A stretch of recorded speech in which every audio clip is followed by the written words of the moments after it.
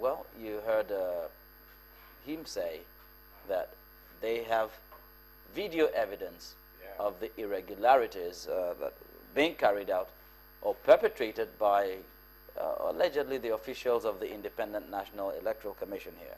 If they have the proof and INEC can verify that and they come back with their own assessment of it, then that's what we're waiting for. INEC verify what implicates them? Well, you want to get INEC, you mean? No, but INEC does have internal procedures for holding their own staff to account. So there are internal disciplinary measures that can be taken against INEC staff that are found to have done wrong.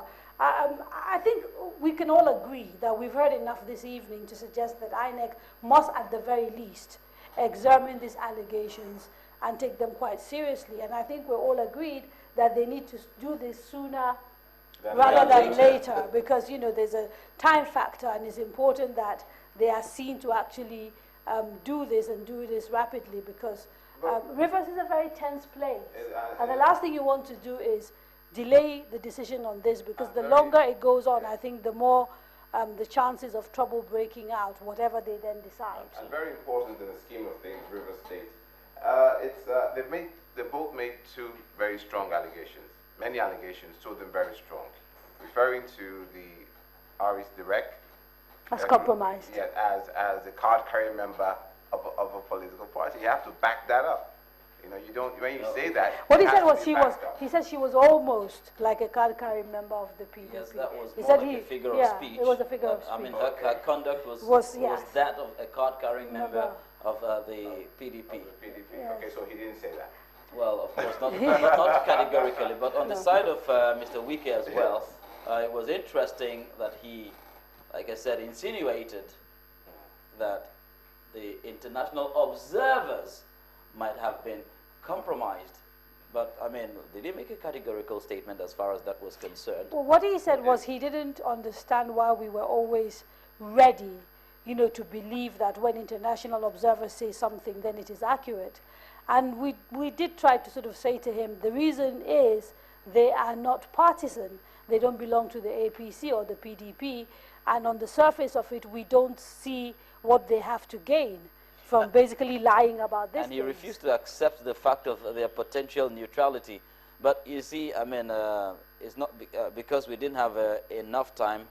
I actually wanted to bring up the fact that, look, international observers from the Economic Community of West African States, from the African Union, and from the UN also, and independent ones that actually commended the general conduct of the polls across the country.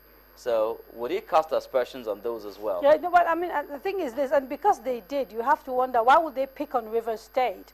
If they've said, by and large, every place things went well, why would they then, you know, single out? Why would they choose to be compromised only in River State? Exactly. So these are all the questions that, you know, have to be discussed, but also ultimately, this is INEC examining the evidence that they get from APC, but also the report from the observers. And I think those are probably going to be the two resources that they will have to rely on.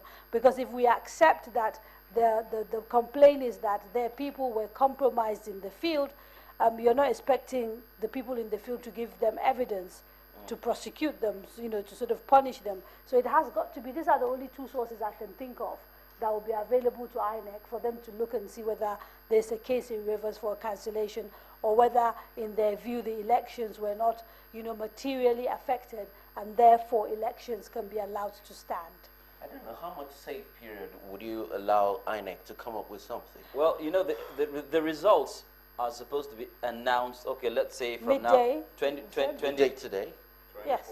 24 hours, because remember, Dr. Peterside said INEC, or the INEC chairman said they were going to get a response to the issues of River State within 48 hours.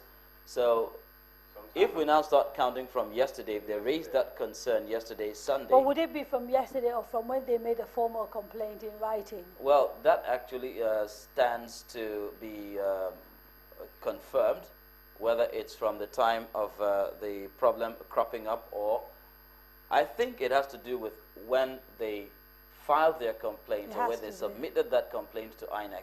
But of course, if it's within 48 hours, depending on when the complaints were filed, it might be today, later today, or maybe tomorrow. It will be But interesting to see if they actually announce, in the course of announcing the results for other states, whether, you know, Rivers INEC, State yes, would be isolates among the those. I mean, results if that they will go be ahead and announced. announce, then we would have to take that as their response, which is that they do not feel that anything untoward has happened, and therefore they are letting the results stand. But if they announce results and Rivers is not part of it, even if they don't make a formal announcement, then we have to accept that that means they are looking. They're still studying. The complaint, and that we will get a response at some point. And let's also consider another situation. Well, Dr. Peter's side did mention the fact that they have video evidence of people thumbprinting ballot papers, filling result sheets in certain areas. But then, if this evidence is presented, you will not see the people in the video maybe wearing an outfit that, you know, betrays them as members of the People's Democratic Party. You know, you do not write the...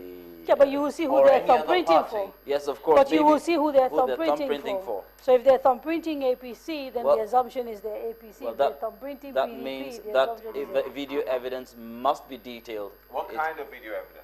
Like, Well, exactly. Yeah, what sort of evidence do you If we're you going to have that kind of evidence, it must be detailed. I mean, down to the nitty-gritty, because if you just see a group of people and you see thumbprinting going on, well, of course, the other side might also say that these are members of the All Progressives Congress. They could simply just throw it back into their faces unless we have detailed evidence. Except, of course, the video is able to establish that this happened in a place, this thumbprinting, a voting exercise, happened in a place where it shouldn't have happened.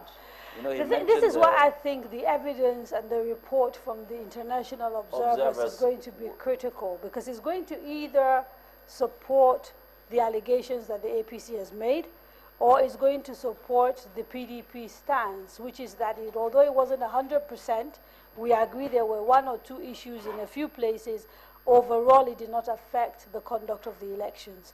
And that is why I'm actually quite surprised that Chief Wike was, you know, happily dismissing the report by the international observers, because it may well be what will vindicate him, because they are likely to be a bit more detailed, I think, in the sort of what they tend to be a bit more meticulous in what they're doing, because they take these things seriously. I like Kadira's choice of expression, happily dismissing. Yeah, because he mentioned about it coming, he insinuated about the governor being privy to that sort of thing.